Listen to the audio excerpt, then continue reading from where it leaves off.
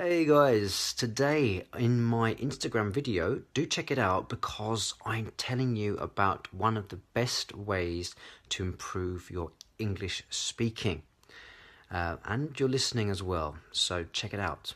Also in the video I go over these two similar sounding words, coach and couch, and I go into the meaning, but now in these videos I'm going to go through how you pronounce each word. So coach is the O sound, coach, but the ending is the same, coach and couch, and you have to put your tongue, couch. Oh man, it's difficult to explain, but that is my job, so I'm gonna do it. Coach, think of a coat, your tongue comes to the roof of the mouth, touches the roof, coach, and then it comes apart, coach. And coach is like an O sound. The mouth is like closed. Whereas couch, wide, couch. But it's the same, cow, and then ch comes up to the top of the mouth. Couch. The verb coach is a regular verb, you'll be glad to know. So the past tense is coached. Close to coach in the dictionary is cast. But that is an irregular verb, I'm afraid. But it's one of the best ones because it doesn't change. What do you mean, Rob? It doesn't change. Well, past tense, present tense, past participle, it's always cast. But what is cast? I'm guessing you know already if you're a Harry Potter fan, because you cast a spell on people. Hey, I am waiting for a friend in a restaurant and I just checked the Instagram story and I realised that I didn't say couch, I did coach twice. So couch, it's an ow sound, it's like a wider mouth. Ow, couch. Hey guys, what is the difference between on the way and in the way? Well, on the way is when you are doing something on the way. So I listen to podcasts on the way to work. When something is in the way, it means it's blocking your path.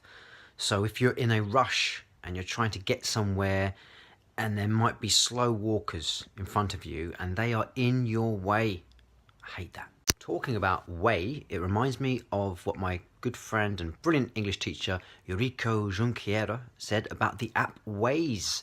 Why do they call it Waze? Well, it's telling you the best way or best ways to get places. Also, talking about on and in and the differences in certain phrases, let's look at the words through and across. What's the difference? Well, they are very similar to in and on. So let's look at each one. We use through when we are in a like a three-dimensional space. So let's say you are walking through a mall, then you'd say I am in the mall. When you or something else goes across something, what it's going across, it is on. So if you're playing football and you cross literally a ball in the air, that is actually called a cross, and you're on a pitch. Hello, today I am going to go through the irregular verb choose. That is the present simple. Chose, past simple, and chosen, past participle. I was thinking that a fun way to learn the correct pronunciation and tense of words is to come up with a funny rhyme. So I've thought of one for choose. Let's say you've got a friend called Susan, but you call her Suze. Hey, Suze, where did you choose those shoes? She thinks. I suppose I chose them in a shoe shop. This one's a bit tenuous. Well, you've chosen well. Make sure you wrap up warm. It's cold outside. You might get frozen. Wrap up warm. What does that mean? You know when you wrap a present, you are like folding it up into some paper. But when you go outside, you kind of wrap yourself up in your clothes to make you warm. Okay, how are you today? I am going to go through a couple of words that are really difficult or tricky for people that speak romantic languages. Sensitive and sensible. So why are they tricky? Because the translations, they sound like the other word.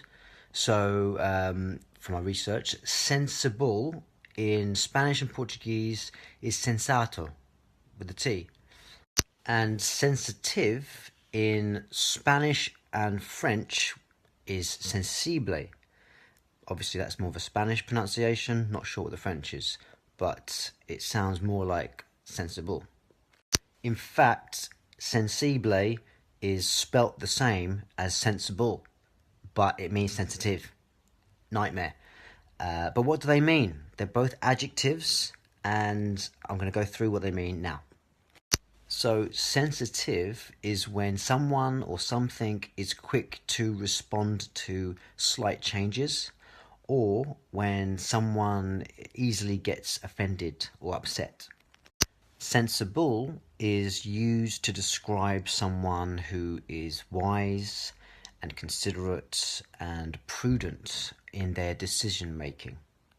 Hello, I am going to share a funny little phrasal verb that doesn't really make sense when you think about the verb itself. For good. I'm going to go and live in Brazil for good. That means forever, as long as I live, always. Two ailments are the flu and one is a cold.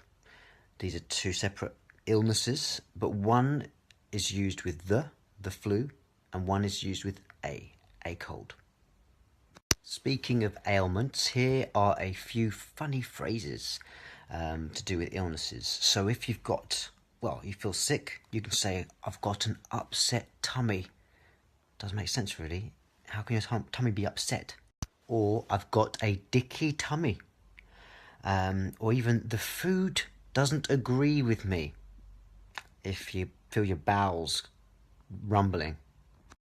If you've got a really strong headache, you can say, my head is pounding. Or I've got a screaming headache.